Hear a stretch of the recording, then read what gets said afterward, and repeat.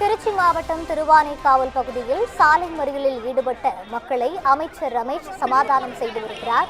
இதுகுறித்த கூடுதல் விவரங்களை வழங்குவதற்காக எமது செய்தியாளர் கோவிந்தராஜ் இணைப்பில் இருக்கிறார். வணக்கம் கோவிந்தராஜ், என்ன விவரம்? ரூபி, திருச்சி திருவானைக்காவல் கன்னிமார் தோப்பு பகுதியில் கடந்த 50 ஆண்டுகளுக்கு மேலாக 60க்கும் மேற்பட்ட குடும்பங்கள் வசித்து வந்திருக்கின்றனர். இந்த நிலையில் அப்பகுதியை சேர்ந்த பாலகிருஷ்ணன் என்பவர் அங்கு சாலை அமைக்க கோரி நீதிமன்றத்தில் வழக்கு தொடர்ந்திருக்கிறார். வழக்கை விசாரித்த நீதிமன்றம் மாநகராட்சிக்கு நிலம் தேவைப்பட்டால் அங்குள்ள வீடுகளை அப்புறப்படுத்தலாம் எனவும் அல்லது அவர்களுக்கே பட்டாவை வழங்கலாம் எனவும் தீர்ப்பை அளித்திருக்கிறது. இதனைத் தொடர்ந்து பாலகிருஷ்ணன் சாலை அமைத்துக் கொள்வதற்காக அங்குள்ள வீடுகளை 15 நாட்களுக்குள் அப்புறப்படுத்த வேண்டும் என அதிரடி உத்தரவை பிறப்பித்திருக்கிறார்.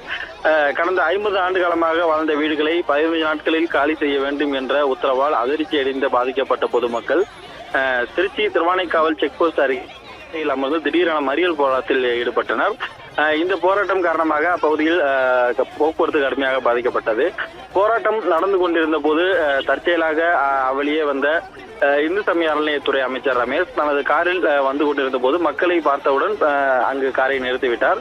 மக்களின் போராட்டத்தை கண்ட அவர் உடனடியாக அங்கு வருகை தந்து கீழே இறங்கி போராட்டத்தில் ஈடுபட்டவரிடம் நேரடியாக சென்று அவர்களிடம் பாதிக்கப்பட்ட மக்களின் குமுறல்களையும் கேட்டறிந்த ரமேஷ் இந்த விவகாரத்தில் உரிய அரசு நடவடிக்கை மேற்கொண்டு உரிய ஆய்வையும் செய்து மக்களுக்கு சாதகமான முறையில் நடவடிக்கை எடுக்கப்பட்டு இந்த பிரச்சனைக்கு தீர்வு காணப்படும் என பொதுமக்களுக்கு உறுதியை அளித்தார். அதன் பின்னர் இந்த போராட்டமானது கைவிடப்பட்டது.